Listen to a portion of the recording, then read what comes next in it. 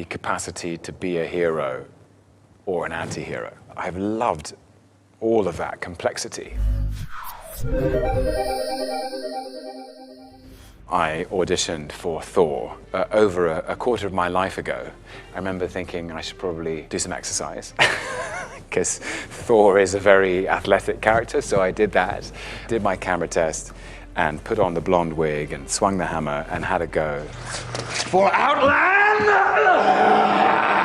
But I do remember on the piece of paper that I signed, it said the role of Thor/Loki.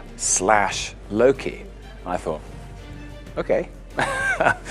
Long story short, Chris Hemsworth is definitive in the role of Thor. I certainly think so. And the right decision was made on that day. I'm very glad that it went the way it went. What am I? You're my son. What more than that?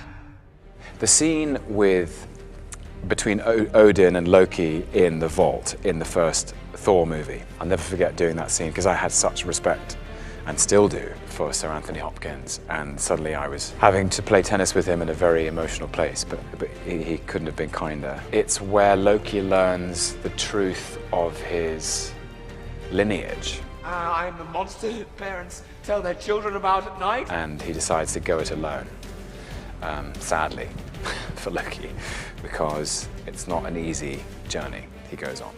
I said...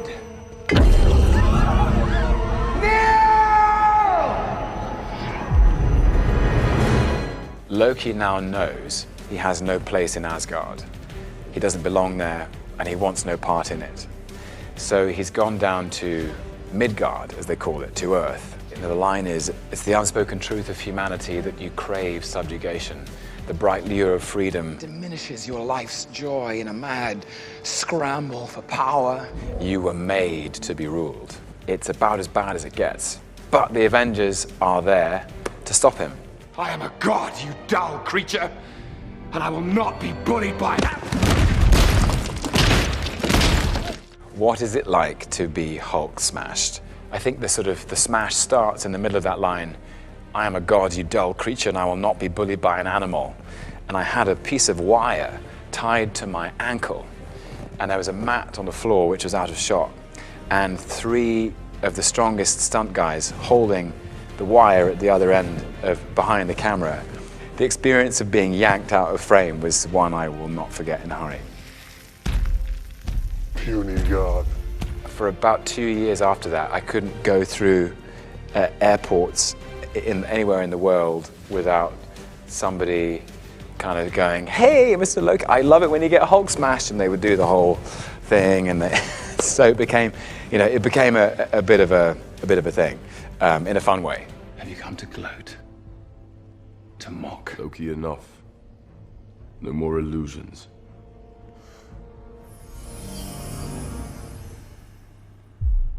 A key scene from Thor: The Dark World, I think, is the scene where Thor goes down to the dungeons where Loki's imprisoned to ask for his help, begrudgingly. Thor calls him on it and says, "Enough, Loki, no more illusions."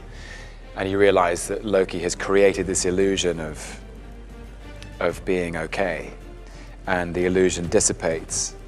You see there that in that moment, Loki had no grievance, and he feels guilty and ashamed that he pushed her away. And so there's this love of their mother that unites these 2 brothers, adopted or not, and they form a kind of unpredictable and unstable alliance. Perhaps you prefer one of your new companions, given that you seem to like them so much. Oh, this is much better. Whoa. Costume's a bit much. So tight. Actually, when we filmed that scene, I sort of played Loki doing Captain America wearing the Captain America costume, which was a very strange and surreal moment. Nevertheless, enjoyable. So I've got to feel that, whatever the feeling of wearing that suit anyway, which was definitely a moment. And then they played that footage to Chris, and he did his best impression of me doing an impression of him, and he does it brilliantly. I'm probably better off staying here on Sakaar. That's exactly what I was thinking. The elevator scene in Ragnarok, the dialogue was scattered across these different places as they were trying to escape and find their way through. Taika said, guys, do you know the rest of this scene? And we both said, yeah. He said, maybe we should just do one where we just do all of the dialogue here in the elevator. And you haven't really had a chance to catch up. And maybe you should just talk to each other. And Thor is quite honest with him. I thought we were going to fight side by side forever, but at the end of the day, you're you and I'm me. And I don't know, maybe there's still good in you, but let's be honest, our paths diverged a long time ago. And I think it really affects Loki. He thinks, oh, actually, maybe I got this wrong. Maybe I did have a place in that family. Maybe this guy is my brother. But it was a really enjoyable scene because it was just a very quiet moment with Chris in a very calm space in a big, colorful, spectacular film. You will never be. God. Joe and Anthony Russo had said, this is one of the most important scenes in the film because it will help us, the audience, understand. If Thanos can take Loki out, he can take anyone out. And he does. The redemption of Loki as a character was achieved in that moment of sacrifice and catharsis. Risk his life to save his brother and call himself an Odin's son. And I saw this sort of perfect closure in a way.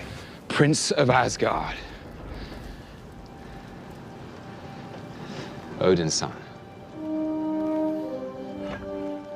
And I remember Josh Brolin could not have been sweeter. He was so generous and walked into a room and he turned around and saw me come in and just broke into this big wide smile and opened up his arms and enveloped me in a big hug and said, I'm sorry, man. If it's all the same to you, I'll have that drink now. All right, get him on his feet. Now stand around posing up a storm later. When I think of Endgame, I think of the first scene we did, which was so surreal, where Robert Downey Jr., Chris Hemsworth, Chris Evans, Scarlett Johansson, Mark Ruffalo, and Jeremy Renner were all wearing the same costumes they had been wearing 7 years previously, including me.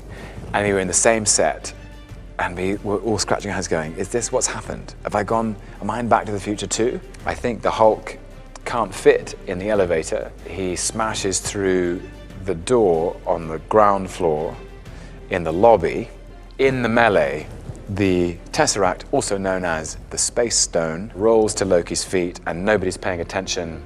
And true to form, because he's the god of mischief, he mischievously picks it up and disappears in a puff of smoke.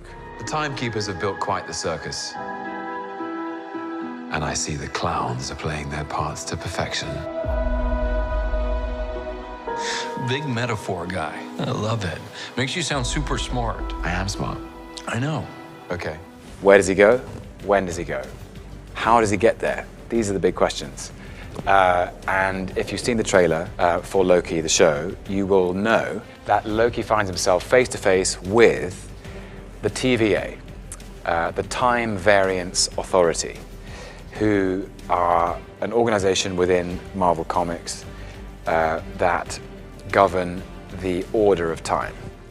You're not big on trust, are you? You can trust me. Loki, I've studied almost every moment of your entire life. You've literally stabbed people in the back like 50 times. I'd never do it again.